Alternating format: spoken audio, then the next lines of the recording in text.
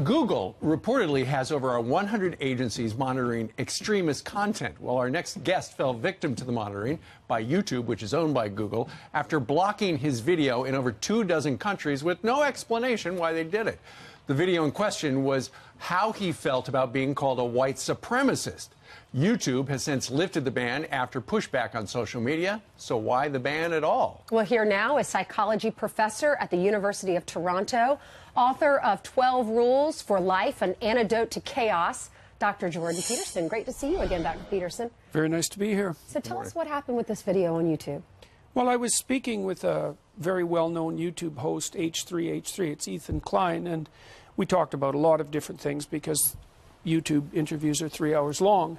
And he cut a piece of it where we discussed accusations that had been leveled at me for being alt-right and far-right and white supremacist, ridiculous allegations, and put that video up, and it was banned in 24 countries. Now, maybe it was banned because it had the words white supremacist in it, but that's actually quite a problem because perhaps you want discussion of that. So that seems to be what happened.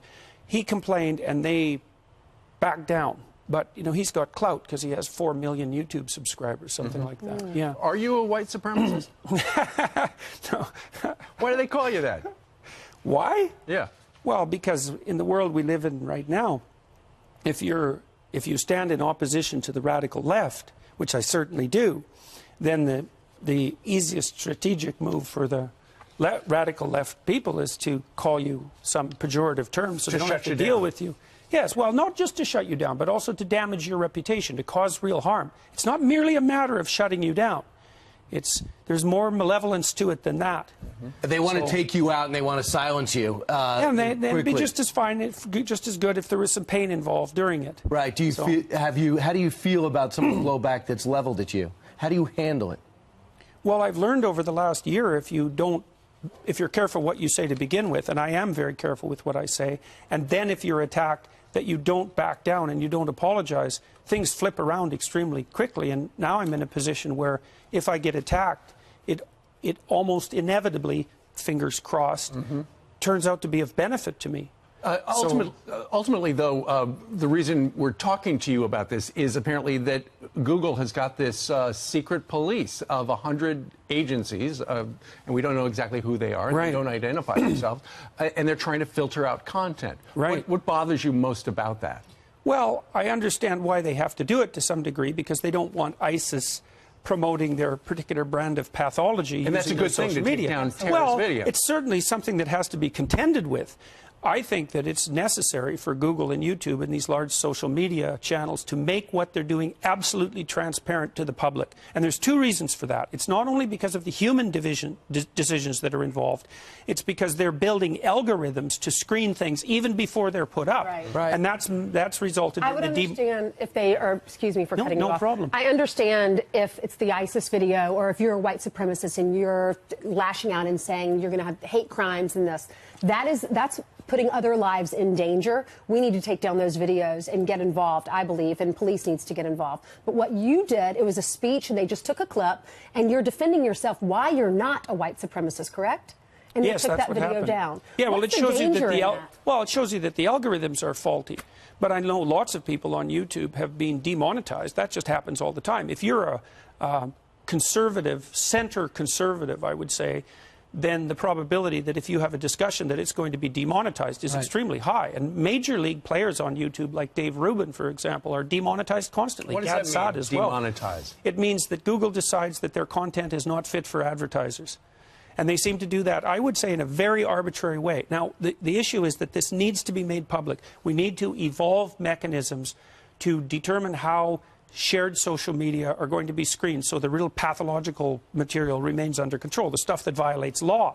But we need, it can't be done behind closed doors. And look out for Facebook, too. They're right behind. They're trying to correct what they say went wrong in 2016, and many people think that's Donald Trump winning. Right. I want to talk about your book, new 12 Rules for Life, An Antidote to Chaos. What do you mean? You're fighting against chaos in our society? Yeah, well, it's increasingly young people in particular find themselves disoriented in our world. It isn't clear to them how it is that they should grow up and take their place in the world. And I would say that's especially true for young men. And so the book is a a series of rules, some tongue-in-cheek, some dead serious, and a description of why it's a description of why most of the meaning that's found in a genuine life is to be found as a consequence of adopting responsibility, and also it's a discussion of why it's so necessary to be careful and to tell the truth in a deep way, and it's an explanation of that, not just an injunction or a finger wagging. Can you tell us one rule? Put your house in perfect order before you criticize the world. So, and that's an antidote, I would say, to some degree, to this idea that's been fed to young people that the best thing they can do in the world is to become a social activist of some sort and complain about what other people are doing to hurt the world instead of growing up and fixing things on their own, which is a much better pathway. Don't be afraid to listen to people, right? They have counter views. People want to shut you down rather than debate you. You want the debate. That's rule 9. They say you're dangerous. Are you dangerous? Yeah. Yeah, actually. Yeah. Why? Why are you dangerous? Don't look dangerous. It depends on when you see me, I think. Why? Because I think that someone who's trying to be good should be dangerous. Like, otherwise there's no force to you. There's nothing to contend with. You know, we have this strange idea that's especially, again, foisted on young men, that the pathway to virtue is through weakness and harmlessness. And that's just simply not true. That's the pathway to uselessness and resentment. You should be able to be a monster and then not be one. C.S. Lewis said there are different definitions of love. There are clearly different definitions of danger, too. Yes. Thank you for being with us. Hey, my pleasure. Thanks for the Congratulations invitation. on the book. Yeah. Thank you very much. James Damore learned the hard way what happens when you question the groupthink of Silicon Valley. While working at Google, the world's most powerful company, Damore privately circulated a paper questioning his employer's diversity policies. He didn't attack anyone. He just questioned the internal logic of what he was being told. For that, the company vilified him and his character and then fired him. Now, Damore and another ex-Google employee, David Guterman, are suing that company. They're accusing Google of systemic bias against white employees, men, and conservatives. Their 161-page lawsuit exposes a remarkable and terrifying climate at Google, a place where biased, hateful, and even violent political rhetoric is totally acceptable, just as long as it's directed against the right targets. The suit contains documents that shows Googlers openly maintain, for example, politically motivated employee blacklists. Here's one. In 2015, Google manager Paul Cowan wrote the following on Google's internal networks for all employees to see.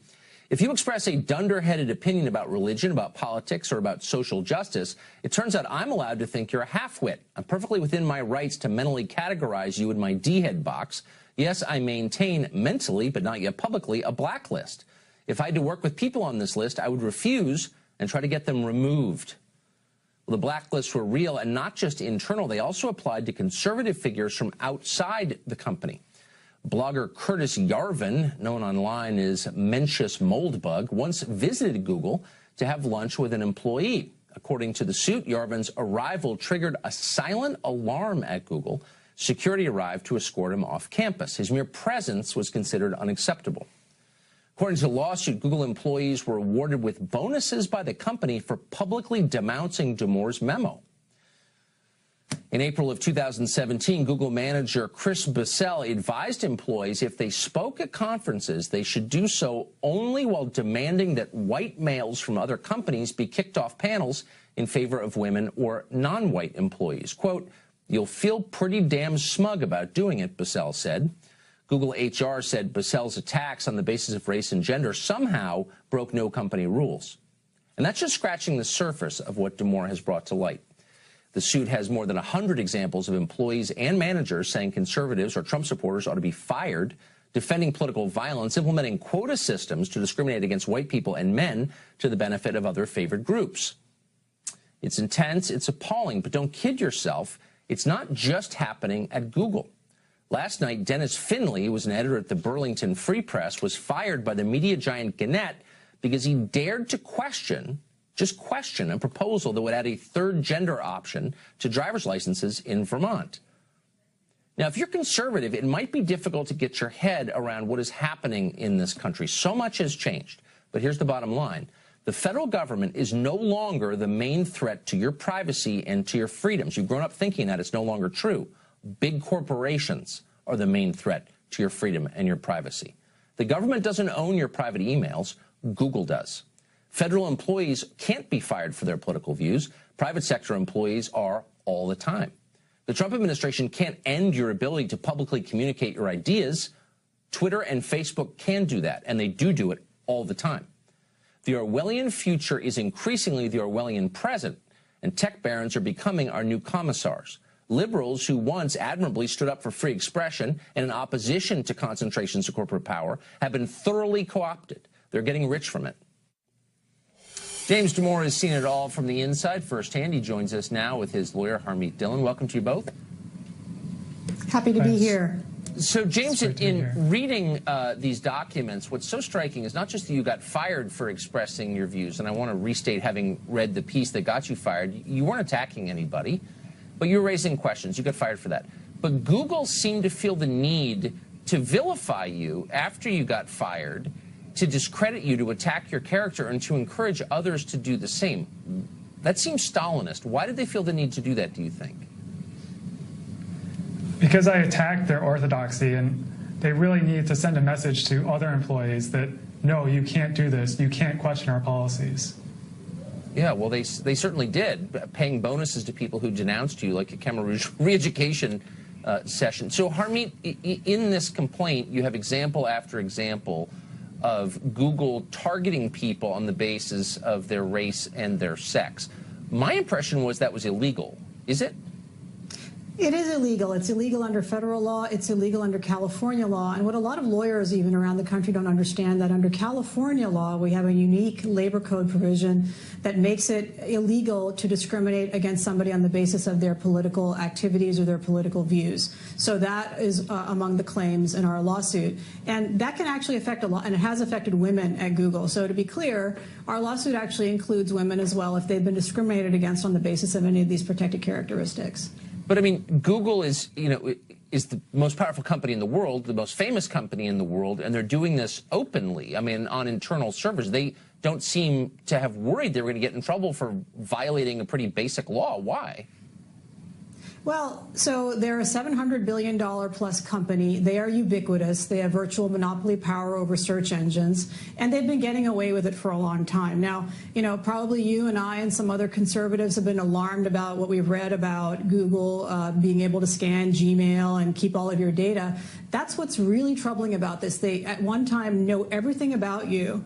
And at the other hand, they're using that information against you. We've seen them do this in their commercial practices as well. The demonetization of viewpoints they don't believe in on YouTube and other places. And I'm hearing from people inside the company and people who've left the company that their artificial intelligence programs for search engines similarly are applying political biases and filters. And you and I wouldn't even know it. And eventually we're going to find that they're controlling what people think. They are. Obviously inside the company, they're getting away with punishing people and controlling what people think. And, people don't understand that on Silicon Valley, they have these campuses. And you come to the campus in the morning, they take care of your dry cleaning, all of your meals, entertainment, everything. And so people are in this little bubble. It's like the brave new world of Silicon Valley. And that's fine, but the fact that they're controlling our political dialogue and the way people experience reality, and Congress just sits there passively as if they have no authority, is contemptible. So, James, I would encourage, by the way, our viewers to go online and read what you wrote, because it's hardly radical, it's sensible and smart. Do you think that being at odds with Google is going to affect your future employment prospects? Yes, definitely. And many employees have made it clear that they're spreading the message about not only me, but anyone that they've discovered that has certain viewpoints, to blackball them out of careers within Silicon Valley. So why is that not terrifying? Oh, I think it is. Yeah, I mean, for every James Damore who got fired, Tucker, there are many people inside the company who we represent who are afraid to even raise their hand and say this is happening to me, because the threat is not just of a blacklist within Google, but of a blacklist within the entire tech community throughout the United States. That's how scary this is. If you're a conservative and you grew up thinking that the federal bureaucracy was the greatest threat to you, it takes a while to realize, no, it's not actually. It's Google, and they have more power. And I just Godspeed to you both, and we really wish you well, and we'll be following this case. Thanks a lot for coming on. Thank you.